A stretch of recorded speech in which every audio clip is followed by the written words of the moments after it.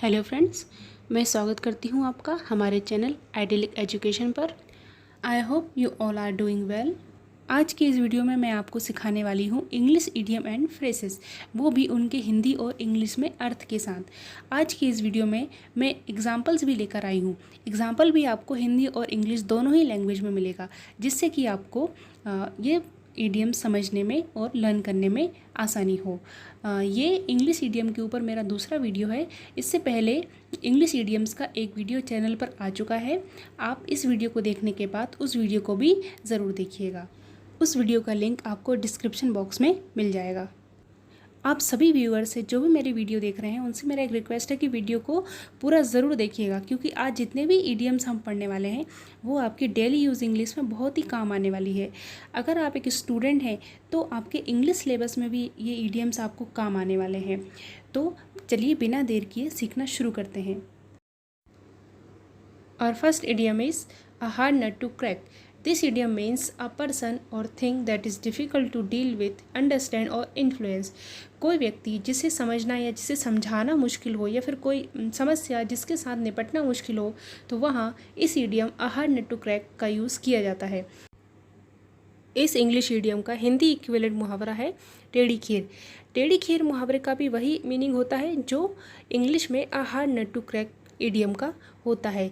इस वीडियो में हम जितने भी इंग्लिश इडियम आज पढ़ने वाले हैं, मैं कोशिश करूंगी कि उनका हिंदी इक्विवेलेंट मुहावरा भी आपको बताते जाऊं, जिससे कि आपको उन्हें याद रखने में और समझने में आसानी हो, जैसा कि हमने पिछली वीडियो में किया था। अगर आपने अभी तक वो पिछली वीडियो नहीं देखी है तो प्लीज़ उस वीडियो को जाकर भी ज़रूर देखिए, वो भी बहुत हेल्पफुल है। उसका लिंक मैं डिस्क्रिप्शन में दे दूँगी। नाउ वापस आते हैं हमारे इडियम पर। एक एग्जाम्पल देख लेते हैं। The last question in the exam was a hard nut to crack. परीक्षा में आया आखिरी सवाल समझना मुश्किल था। मतलब जो पर एग्ज़ाम में लास्ट क्वेश्चन आया था वो उसको सॉल्व करना एक टेढ़ी खीर के जैसा था। Next idiom is an iron will. This idiom means strong will power. In Hindi दृढ़ इच्छा शक्ति। और सरल शब्दों में अगर समझे तो यदि आपने कोई काम करने का ठाना है और उस काम को करने के बाद ही आप उसको छोड़ेंगे, मतलब जब तक वो काम पूरा नहीं हो जाता आप उसी को करने में लगे रहेंगे, अपनी पूरी शक्ति उस काम को करने में लगाएंगे, तो इसे कहते हैं दृढ़ इच्छा शक्ति रखना या स्ट्रॉन्ग विल पावर रखना। For example, yet her iron will and unflinching commitment put her on the top. उसकी दृढ़ इच्छा शक्ति और अड़िग प्रतिबद्धता ने उसे शीर्ष पर ला खड़ा किया। Next idiom is apple of discord. This idiom means root cause of fight, matter of dispute. That means झगड़े की जड़ या झगड़े का कारण। For example, this wealth of father becomes apple of discord between two brothers. पिता का यह धन ही दो भाई को बीच कलह का पात्र या फिर झगड़े का कारण है। Next idiom is a white elephant. इस ईडियम का मीनिंग एक सफ़ेद हाथी बिल्कुल नहीं होगा, क्योंकि ईडियम या मुहावरे जैसे दिखते हैं उनके अर्थ वैसे बिल्कुल नहीं होते। उनके अर्थ कुछ अलग हटके होते हैं। जैसे कि यहाँ इसका मीनिंग होगा वेरी एक्सपेंसिव बट यूज़लेस। बहुत महंगी लेकिन बिना काम की चीज़, बेहद खर्चीली बट अब उसका कोई यूज़ नहीं हो। तो ऐसी सिचुएशन में अ वाइट एलिफेंट ईडियम का यूज़ किया जाता है। For example, this car is the white elephant for me. यह कार अब मेरे लिए एक सफ़ेद हाथी के समान है। मतलब किसी ने बहुत महंगी कार खरीद ली है, लेकिन अब उसका मेंटेनेंस करना, उसका रख रखाव करना उसके लिए बहुत महंगा पड़ रहा है, और वो उस गाड़ी को अब चला भी नहीं पा रहा है। सिर्फ वो गाड़ी उसके घर में रखी हुई है। तो कह सकते हैं कि वो कार उसके लिए एक सफ़ेद हाथी के समान है। आई होप आपको इसका अर्थ समझ में आ गया होगा। Next idiom is bring to light. This idiom means reveal or disclose something previously hidden or secret. मतलब कि उजागर करना या छिपे हुए सत्य को बाहर लाना। For example, after careful investigation of police, all the facts of the case were brought to light. Police के गहन पड़ताल के बाद मामले के सभी तथ्य उजागर हो गए। मतलब किसी मामले में पुलिस ने गहन पड़ताल की और उस केस के सभी जो तथ्य थे, जो छुपे हुए राज थे, उनको बाहर ला दिया। तो इस सिचुएशन में हम इस ईडियम का यूज़ कर सकते हैं। Next idiom is burning midnight oil. This idiom means to stay awake late at night to work और स्टडी। मतलब देर रात तक मेहनत करना, किसी काम को पूरा करने के लिए या अपनी पढ़ाई करने के लिए पूरी पूरी रात जाकर मेहनत करना। तो ऐसी कंडीशन में, ऐसी सिचुएशन में हम इस इडियम का यूज़ कर सकते हैं। For example, Janvi has been burning the midnight oil lately, I guess she has a big exam coming up. Janvi आधी रात तक बहुत मेहनत कर रही है, मुझे लगता है कि उसकी कोई बड़ी परीक्षा आने वाली है।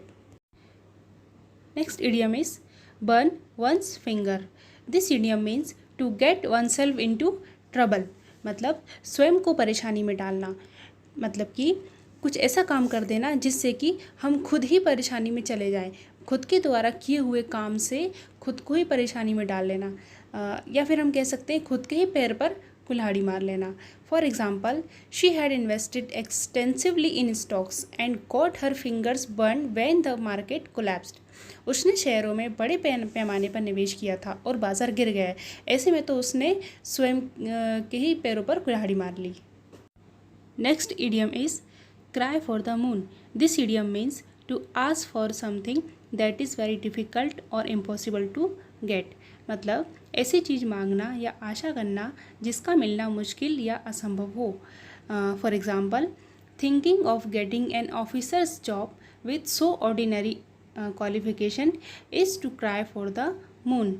मतलब कि इतनी साधारण योग्यता के साथ एक अधिकारी की नौकरी पाने की सोच रखना एक चांद के लिए रोने के समान है, मतलब असंभव है. मतलब कि कोई व्यक्ति 10th पास है और वो सोच रहा है कि मुझे एक बड़े ऑफिसर की जॉब मिल जाए, तो ये तो वही बात हुई कि चांद के लिए रोना या किसी असंभव वस्तु की आशा करना. Next idiom is cry over spilled milk. This idiom means there's no point to being upset over something that has already happened and cannot be changed. किसी ऐसी चीज़ के लिए परेशान होना जो पहले ही हो चुकी है और जिसे बदला नहीं जा सकता. मतलब कि अब पछताए क्या हो जब चिड़िया चुग गई खेत. मतलब जो काम पहले ही हो चुका है उसके लिए अब रोने से क्या मतलब, क्योंकि अब तो समय बीत चुका है और अब हमारे हाथ में कुछ नहीं है. जो भी होना था या करना था वो उसी समय करना चाहिए था. अब पछताने से क्या मतलब. For example, we loss the game but there is no point in crying over spilled milk. हम गेम हार गए हैं लेकिन अब पछताए हो क्या जब चिड़िया चुग गई खेत. अब पछताने का क्या मतलब जब गेम ख़त्म ही हो चुका है. नेक्स्ट इडियम है dance to one's tune. This idiom means obeying one's order control by the other person. हुक्म का पालन करना, किसी के इशारों पर नाचना. मतलब कि कोई व्यक्ति किसी दूसरे व्यक्ति को ऑर्डर देकर अपने छोटे से लेकर बड़े तक सारे काम करवाए, तो ऐसी सिचुएशन में हम कहेंगे डांस टू वंस ट्यून, या फिर उंगलियों पर नचाना. For example, the manager of this company makes his employees to dance to his tune. मतलब इस कंपनी का जो मैनेजर है वो अपने कर्मचारियों को अपनी उंगली के इशारों पर नचाता है. ये था हमारा आज का वीडियो कैसा लगा कमेंट करके ज़रूर बताइएगा. और वीडियो अगर थोड़ा भी पसंद आया है तो प्लीज़ वीडियो को लाइक ज़रूर करना और इस वीडियो को अपने फ्रेंड्स और फैमिली में शेयर ज़रूर करना.